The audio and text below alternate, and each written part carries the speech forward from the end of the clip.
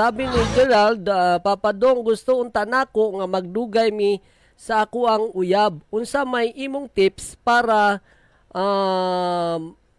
magdugay mi, Gerald? Oh. So, gusto ni Gerald nga magdugay sila siyang uyab, no? So, unsay mga tips nato ani palabantag ko na ni eksperto. Murag kaning imuhang problema kay dili ni siya problema. Pero gusto lang ka magkaroon og mga idea, mga tips kung paano tumatagal ang isang relasyon.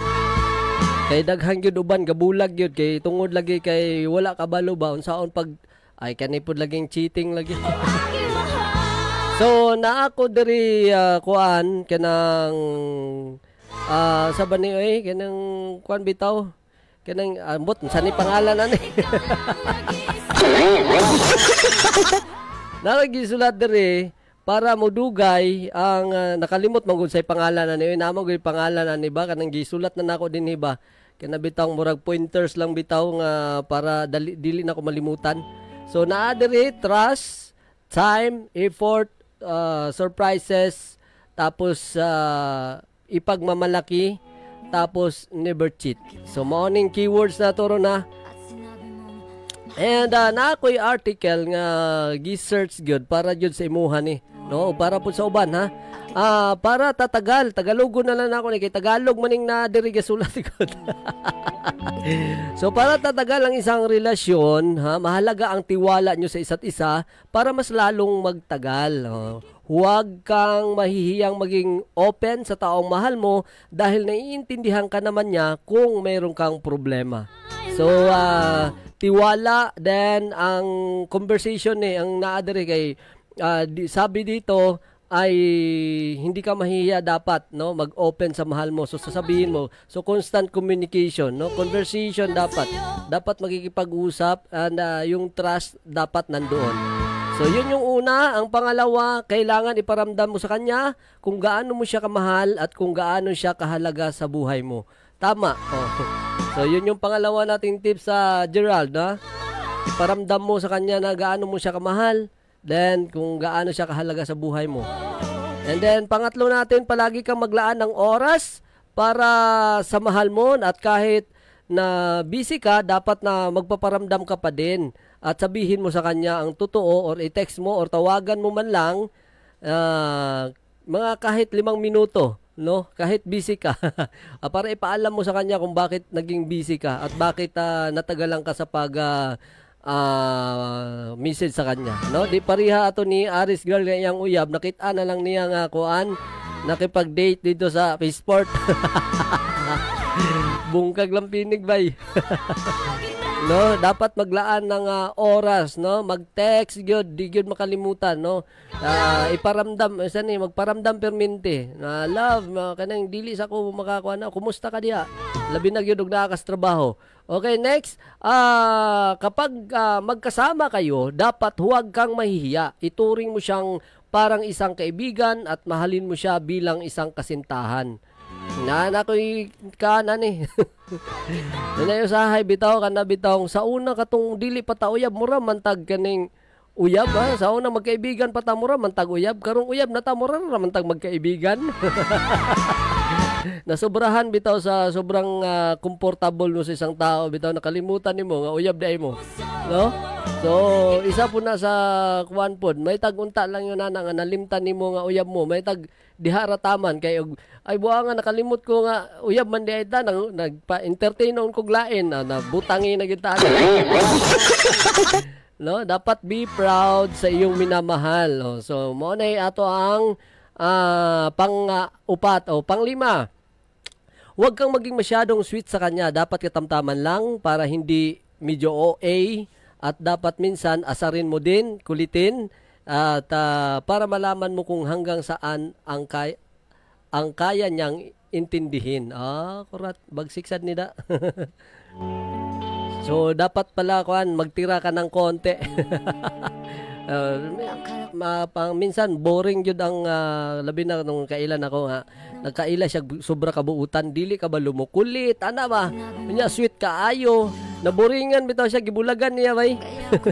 Kaya wala bay kuan ba, walay variety of kanang feelings. Dapat dun usahay kanang sweet ka na po usahay nga kunwari, pero kuan lang panlalambing lang gud. Suko-suko kunuhay ka, tampu-tampuhan kunuhay ka para suyuin ka, di ba? Galam niya kanang gukud-gukuron ka, nya man kanang makulit ka ba kanang bungkagon nimo iyahang buhok. Ay lang nang kilay kay basig matigbasan ka. Kanir bang mga babae basta hilabdan na ilang kilay, impas gyud gyud. Kilay is life yan na sila, no? Anak na. Dapat kuan makontrol nimo na din na makulit pero dili jud ganang pasobra pud gana bang pasuyas kontra lang gamay ba, no? Para pag magtampo ganito suyuon day niyo di ba? Nindot ya kay nasa feelings so ay.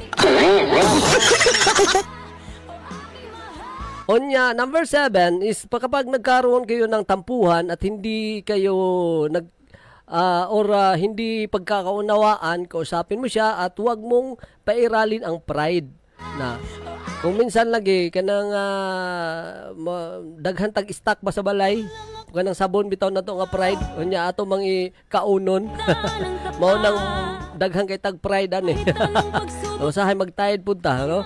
Ikaw na mismo ang lumapit sa kanya at siya na yung ikaw na yung mismong lumapit kahit na siya ang may kasalanan dahil mahal mo siya at ayaw mong mawala, pero dapat ganun din siya sa iyo. So vice versa pala, no? Kung dapat nagtampo ka or nagkaroon ka ng kasalanan, dapat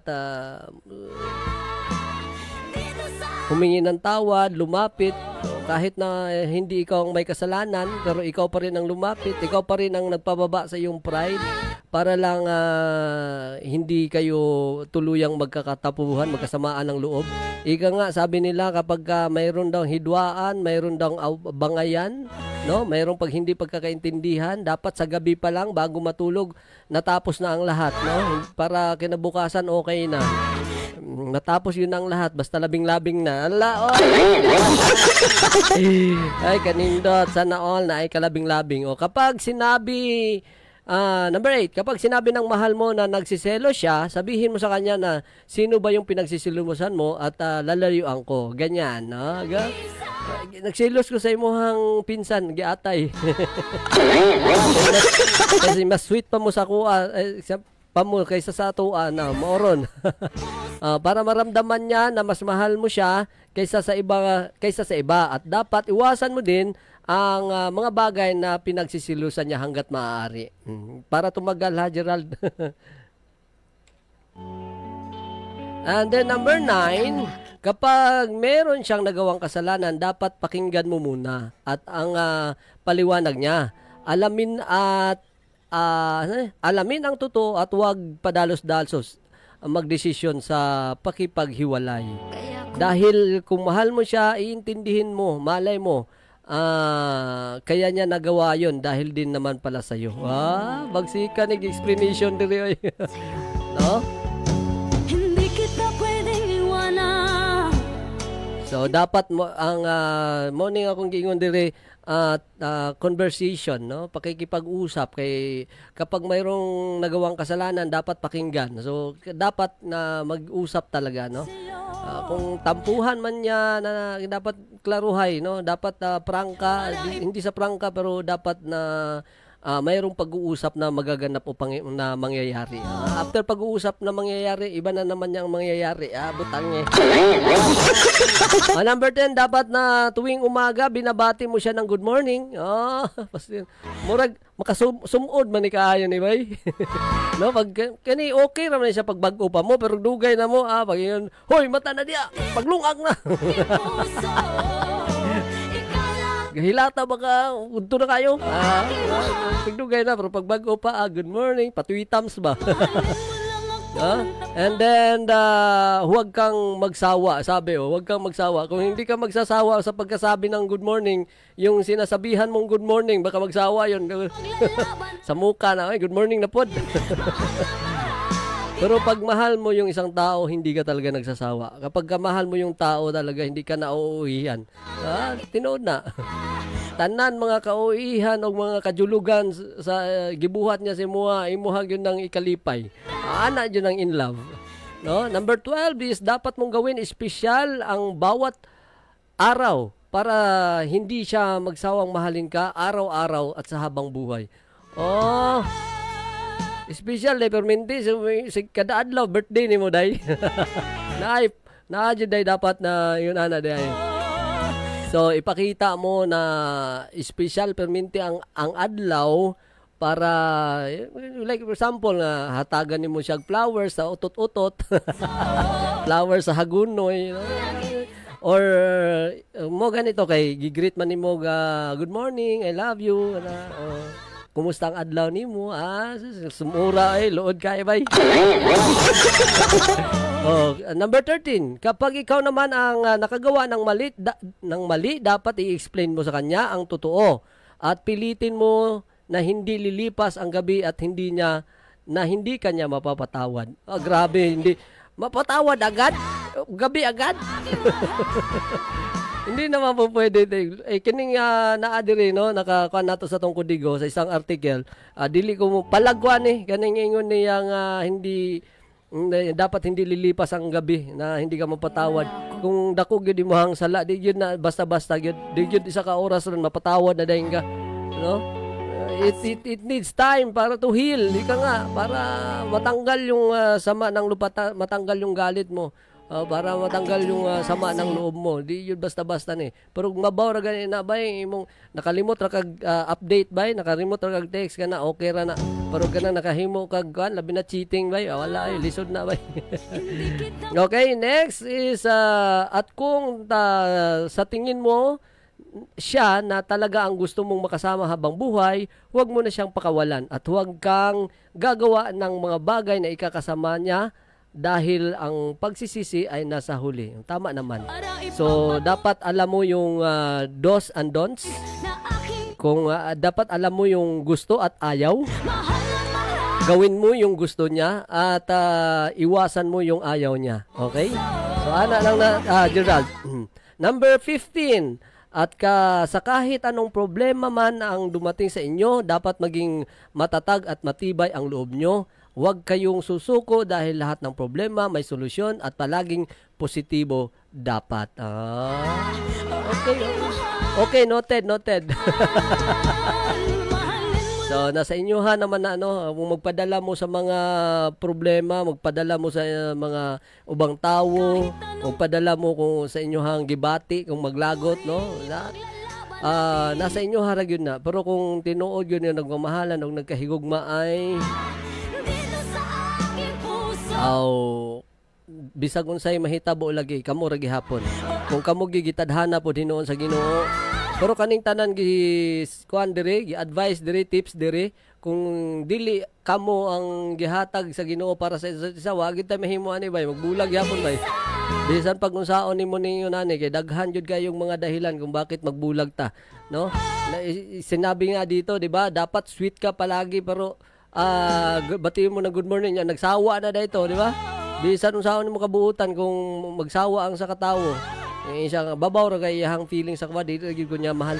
Wa gyud ta mahimo kung mao pud na iyang pagbati, labi na gyud og full out of love, no? Labi na ma-turn off, okay? So naa siya kulang, no? Ang kaning trust nato kinahanglan gyud nga pagsalig nato kung gisaligan ta sa tong uyab dapat ipakita nato nga kasaligan ta. Unya musalig pud ta sa ato ang hinigugma.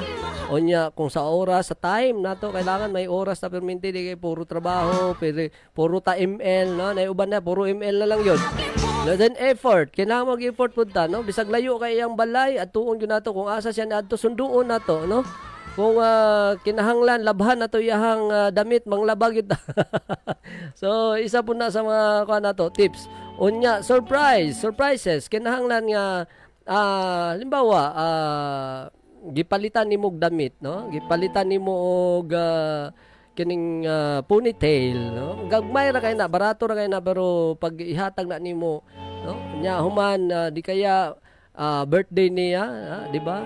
Sana kwartahan tanan. Nya estudyante pa papadong. Kwan, hatagan nimo og ballpen ana. Hatagan nimo og kining papel. Oy, kana bitong tinuod nga nahigugma na bitong nasa ka sa sa kuan pa ka stage ka pa ng kainlaban nimo bisag gamay nga butang ihatag nimo pasteng lipaya nimo atay lang. Atay lang bitaw na, di ba? Labi na imong crush mahatag sa imuha oy na ako'y mangga o hatagan ti ka o sus gatay ang mata gapitok-pitok. Onya ipagmamalaki, be proud. So kanahanglan yun nga kanang naiuban bitaw nga i-my day yun sana all in my day. Nayoy uban nga ginapo sa social media, nagyoy uban nga kadalasan sa mga kahigalaan ginadala ginapaila-ila sa ginikanan, and then bisag asa mo adto kuyugon jud kay lagi kanang ginapuri perminti nga gwapa kay ka, proud kay ko ra kaning buutan kay ka, proud kay ko nga ikaw akong gimahal. Yun ana Gerald ha. Pero dili pug ko musugot aning imay day na to ato ang uyab kay usahay nga kinahanglan nato nga dili nato i-publish publicly ang tanan natong nahitabo sa atong kinabuhi, no? Labi na gyud sa atong mga hinigugma, mas maayo gyud ning magmahal ta nga secretly pero dili kuno privately. Secret lang kuno pero dili private, di ba? So pwede mo pud i-my day siguro, pwede rin kung pero kung dili gyud required, di man gyud na required ba, pero kung gi-required gyud na si mong uyab, sabi gingan tabi to Gerald nga kung dos and don'ts, kung gawin ang gusto at iwasan ang ayaw, hindi gusto, di ba? That's all for our tips and advices, Gerald. Salamat kayo sa imong paghingi og advice diri sa ato sa pagtitiwala nimo sa amuha. So